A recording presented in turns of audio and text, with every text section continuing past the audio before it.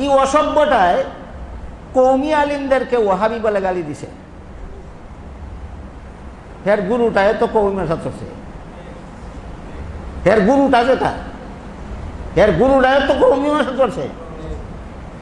তোর গুরুটা তুই ওয়াহাবি রে, তুই সুন্নি উসাজ করতে গা। ওয়াহাবি উস্তাদের কাছে লেখাপড়া সুন্নি হইলে কেমনে? তুই তো হারামজাদা। এটা বংশগত হারামজাদা না, এটা ইলমি হারামজাদা। বংশগত হারামজাদা না, ইলমি হারামজাদা। ফরসে কৌমি উস্তাদের কাছে আর কয় কৌমি আলেম ওয়াহাবি। ওয়াহাবি কেন বলে, কে বলে, কাকে বলে, ইনশাআল্লাহ আজকে আমি বলবো।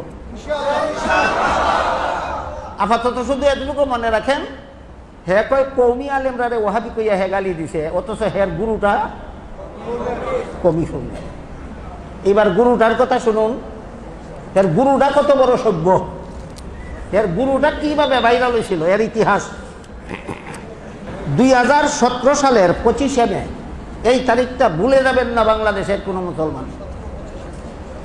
2017 সালের 25শে মে এই অসভ্য বেয়াদ্দবের গুরুটা হাটহাজারীর হজরত মরহুম হজরত মুহতামিম রহমতুল্লাহি আলাইহি, আল্লামা আহমদ শফি রহমতুল্লাহি আলাইহি, উনার বিরুদ্ধে এর গুরুটা একটা মিথ্যা অপবাদ দিয়েছিল যে তিনি নাকি হাটহাজারীর হজরত মুহতামিম সাহেব নাকি এর গুরুটার সাথে মিলাদ কিয়ামের বহসের তারিখ রেখিয়া 17 মাস পর্যন্ত পলাইয়া রয়েছেন, বহসে হাজির হয়েছেন।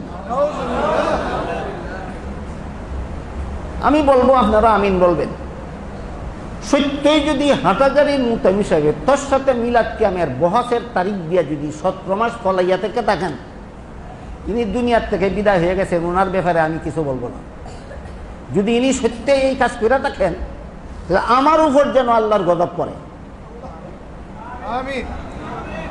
আর যদি তুই উনার বিরুদ্ধে মিথ্যা তহমত দিয়া থাকস, তাহলে তোর 14 গোষ্ঠীর উপর যেন আল্লাহ লানত করে। এই মিথ্যা অপবাদ সে হাটহাজারীর মুহতামিম সাহেবের বিরুদ্ধে দিছে এই অসভ্য বেয়াদ্দবের গুরুটায়, অসভ্য বেয়াদ্দবের গুরুটায় হাটহাজারী মুহতামিম সাহেবের বিরুদ্ধে এই মিথ্যা জঘন্যতম অপবাদ দিয়েছে। গুরুটার নাম আমার মুখে কইলে আমার মুখটা নাফা করব,